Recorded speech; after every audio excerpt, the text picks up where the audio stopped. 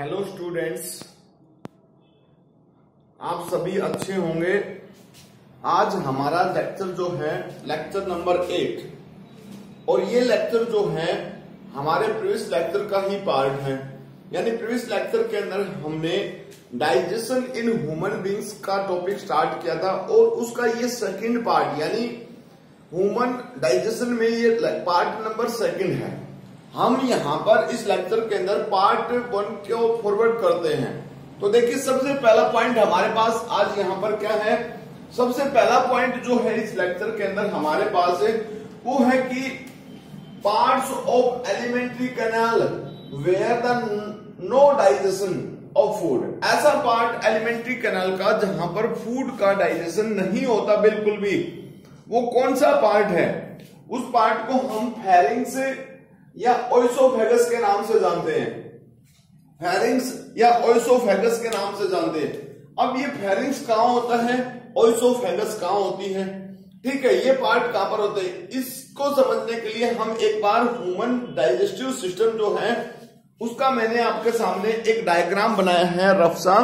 उस digestive system के diagram को देख लेते हैं। तो देखिए हमारे पास क्या है डायग्राम में, ये ह्यूमन डाइजेस्टिव सिस्टम का डायग्राम है। इस ह्यूमन डाइजेस्टिव सिस्टम के अंदर इस पाचन तंत्र के अंदर पार्ट मेनली जो पार्ट प्रेजेंट है, this one is the mouth. ये जो पार्ट दिखाई दे रहा है this one is the mouth.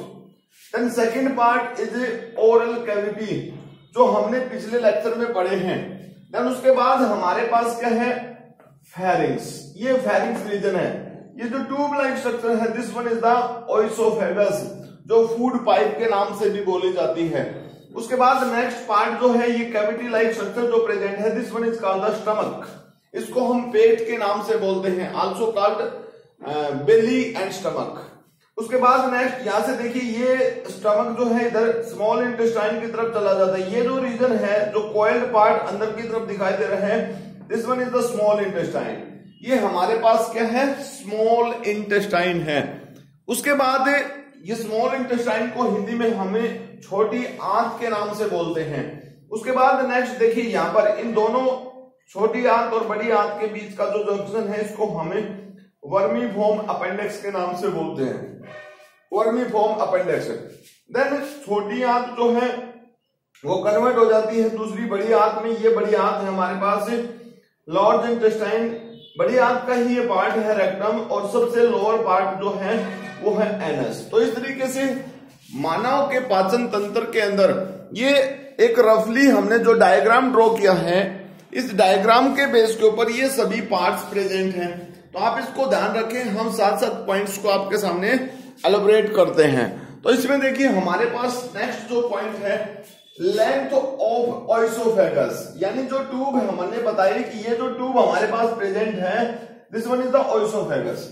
इसकी लेंथ कितनी है, 25 सेंटीमीटर। ये बहुत इंपॉर्टेंट पॉइंट है जहां से आपके पास डायरेक्ट क्वेश्चन पूछा जा सकता है, लेंथ ऑफ ओइसोफेगस, ठीक है ना। आहार नली की लंबाई कितनी है, ये आहार नली है। उसके बाद नेक्स्ट है मूवमेंट्स ऑफ सोन बाय द ओइसोफेगस। जब यहाँ पर फूड इसके अंदर से जाता है, भोजन इसके अंदर से जाता है, तो ये स्पेसिफिक स्ट्रक्चर बनाती है, मतलब एक मूवमेंट शो करती है। तो उस मूवमेंट को बोलते हैं पेरिस्टालिसिस। उस मूवमेंट को क्या बोलते हैं, पेरिस्टालिसिस बोलते हैं। या उस मूवमेंट को हम ये कह सकते हैं कि this one is the peristaltic movement. उसके बाद नेक्स्ट पार्ट देखिए, दिस वन इज द, अब हमारे पास नेक्स्ट पार्ट हम स्टार्ट करते हैं स्टमक। ये हमारे पास जो थी विंड पाइप के बारे में, सॉरी ओइसोफेगस के बारे में हमने क्वेश्चन बताए। उसके बाद नेक्स्ट है स्टमक। स्टमक की शेप अगर आपसे कोई पूछता है तो जे शेप स्टमक होता है, यानी आप देखेंगे इसको इस तरीके से, जे शेप लाइक स्ट्रक्चर प्रेजेंट होती है स्टमक की, ठीक है, जे शेप। अब स्टमक जो होता है वो इंपॉर्टेंट जूस सीक्रेट करता है, juice secreted by the stomach. Stomach के द्वारा जो जूस सीक्रेट किया जाता है this one is called the gastric juice. उसको हम किसके नाम से बोलते हैं भाई, this one is called the gastric juice, ठीक है ना। ये इसको हम किसके नाम से बोलते हैं, गैस्ट्रिक जूस के नाम से बोलते हैं। देन उसके बाद देखिए नेक्स्ट पॉइंट हमारे पास क्या है। अब ये गैस्ट्रिक जूस कौन सीक्रेट करता है, ये जो स्टमक है, इस स्टमक की वाल के अंदर बहुत सारी टाइप की सेल्स प्रेजेंट होती हैं। ये सेल्स जो होती हैं ये सेल्स सिक्रीट करती हैं गैस्ट्रिक जूस को। हम आपको बताएंगे, इसके लिए हम स्पेशली एक और लेक्चर बनाएंगे आपके पास से, यानी टोटल हमें अगर डाइजेस्टिव सिस्टम की बात करते हैं, पाचन तंत्र की बात करते हैं ह्यूमन बींग्स की, तो उसमें हम 4 लेक्चर बनाएंगे। ये लेक्चर नंबर 2 हमारे पास है, ठीक है। उसके बाद नेक्स्ट देखिए composition of the gastric juice, यानी गैस्ट्रिक जूस जो है, जो स्टमक के अंदर, पेट के अंदर जो पाचक रस निकलता है, उस पाचक रस की अगर हम बात करते हैं, जो उसमें क्या क्या चीजें होती हैं भाई, उसमें एक तो होती है HCl हाइड्रोक्लोरिक एसिड, दूसरा होता है उसमें म्यूकस चिपचिपा सब्सटेंस लार जैसा, उसके बाद एंजाइम होती है पेप्सिन, गैस्ट्रिक लाइपेज जो होता है जो फैट को डाइजेस्ट करने में मदद करता है, रेनिन और pepsin both help into digestion of protein. ये दोनों की दोनों स्टमक के अंदर पहले इनएक्टिव फॉर्म में होती हैं, बाद में वो एक्टिव फॉर्म में कन्वर्ट होती हैं। अगर हम यहाँ पर इनएक्टिव फॉर्म की बात करते हैं तो देखिए inactive enzymes secreted by stomach, stomach के अंदर जो इनएक्टिव एंजाइम्स सिक्रीट होती हैं वो कौन सी एंजाइम्स है और किस किस तरीके की एंजाइम्स है, तो उसमें हमारे पास अगर हम इनएक्टिव की फॉर्म की बात करते हैं तो 2 मेन एंजाइम्स है भाई, पेप्सिन है और प्रोरेनिन है। देखो पेप्सिनो, ये यहां से पेप्सिनो, तो ये पेप्सिन में कन्वर्ट हो जाएगी। यहां से अगर हम देखें पेप्सिनो, ये जो जीन है इसके बेस के ऊपर ये इनएक्टिव फॉर्म है, यहां हमारे पास प्रो फॉर्म प्रेजेंट है इसलिए इसको प्रोरेनिन बोलते हैं। Both pepsinogen and prorenins are inactive enzymes. अब ये इनएक्टिव एंजाइम्स जो है इनको बाद में एक्टिव किया जाता है स्पेसिफिकली HCl के थ्रू, हम उसको आपको बताएंगे नेक्स्ट स्लाइड में, ठीक है। तो उसके बाद देखिए pH, important point, pH of stomach, gastric juice की पीएच कितनी होती है, 1 से 2 तक होती है। सो इंपॉर्टेंट पॉइंट है भाई हमारे पास, ये इंपॉर्टेंट पॉइंट है हमारे पास, ये इंपॉर्टेंट पॉइंट है, इसमें जे शेप है, ठीक है, जे शेप है, स्टमक के द्वारा जो कंपोजिशन रिलीज की जाती है वो है, और नेक्स्ट हमारे पास है पीएच ऑफ स्टमक। तो ये हमारे पास इंपॉर्टेंट पॉइंट है फर्स्ट स्लाइड में। नेक्स्ट स्लाइड में देखिए हमारे पास क्या है स्टूडेंट्स, देखिए ये सेकंड स्लाइड के अंदर हमारे पास क्या है।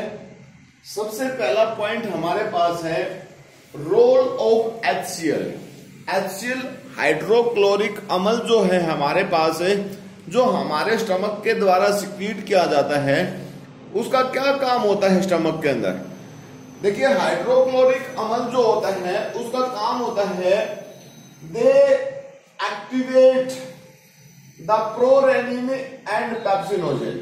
जो प्रोरेनिन एंजाइम स्टमक के द्वारा सिक्रीट की जाती है, या पेप्सिन जो एंजाइम स्टमक के द्वारा सिक्रीट की जाती है, उस एंजाइम्स को वो फंक्शनली एक्टिव करता है और किसमें कन्वर्ट कर देता है, पेप्सिनोजीन, यानी पेप्सिनोजीन इज कन्वर्टेड इनटू पेप्सिन, यानी ये इनएक्टिव फॉर्म है, ये एक्टिव फॉर्म है।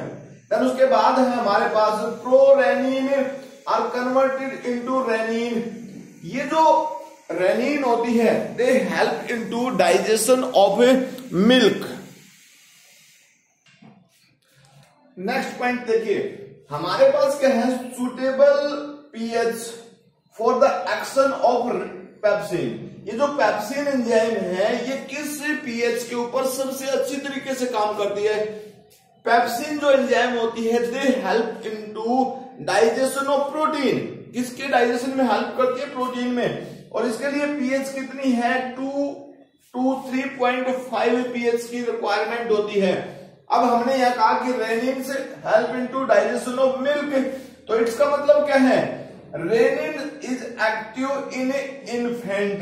जो छोटे बच्चे होते हैं, मतलब जो माँ का दूध पीते हैं, उन बच्चों के अंदर रेनिन की रिक्वायरमेंट होती है, क्योंकि वो मिल्क फीडिंग करते हैं मदर से, और वो मिल्क जो होता है which help in provide to nutrition.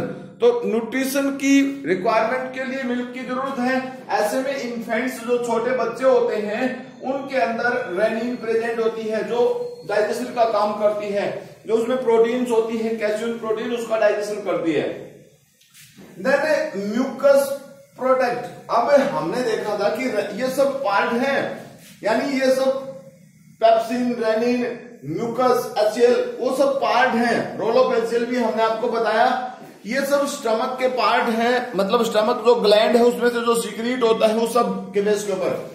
तो म्यूकस किसका काम करता है? Protect the inner lining of the stomach, यानी एचसीएल के कारण जो प्रॉब्लम क्रिएट होगी है, एचसीएल के कारण जो प्रॉब्लम क्रिएट होती है वाल ऑफ स्टमक और पेप्सिन के कारण भी, यानी एचसीएल और पेप्सिन जो दोनों हैं वो स्टमक की वाल को डिस्ट्रॉय कर सकते हैं।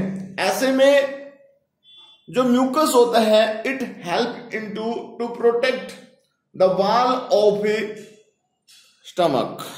देन उसके बाद देखिए next point number 13, name of the sphincters found in the stomach, यानी स्टमक जो हमारे पास है, स्टमक जो पार्ट है, इस पार्ट के अंदर स्फिंक्टर प्रेजेंट होते हैं। स्फिंक्टर का मतलब ओपनिंग, एक स्फिंक्टर यहां पर प्रेजेंट होता है भाई, एक स्फिंक्टर यहां पर प्रेजेंट होता है, ठीक है ना। दो पार्ट्स में स्फिंक्टर है, यहां पर भी स्फिंक्टर है और यहां पर भी स्फिंक्टर है, उनको वाल्व के नाम से बोल सकते हैं। तो अपर जो पार्ट है यहां पर हमारे पास, उसको तो हम बोलते हैं गैस्ट्रिक वाल्व, ठीक, इसको तो हम बोलते हैं गैस्ट्रिक वाल्व के नाम से, और इसको हम बोल सकते हैं कार्डिक वाल्व। किसका नाम से भाई? कार्डिक वाल्व के नाम से, क्योंकि इधर हार्ट प्रेजेंट होता है, गैस्ट्रिक नहीं, कार्डिक वाल्व के नाम से हम बोलते हैं। देन उसके बाद नेक्स्ट पार्ट जो प्रेजेंट है, this one is called the pyloric valve. ये पाइलोरिक वाल्व का प्रेजेंट होती है। पाइलोरिक का मतलब होता है पेनक्रियाज। देखिए ये पेनक्रियाज हमारे पास है, इस पेनक्रियाज की ज्वाइनिंग यहां होती है, तो इसका मतलब इसको हम पाइलोरिक के नाम से बोलते हैं। ये हमारे पास कार्डिक के नाम से है, तो कार्डिक और पी पाइलोरिक के नाम से। तो टू स्पेसिफिक स्फिंक्टर प्रेजेंट होते हैं किसके अंदर? स्टमक के अंदर। देन उसके बाद हमारे पास है next point, substance absorbed by the stomach, यानी कौन कौन से सब्सटेंस।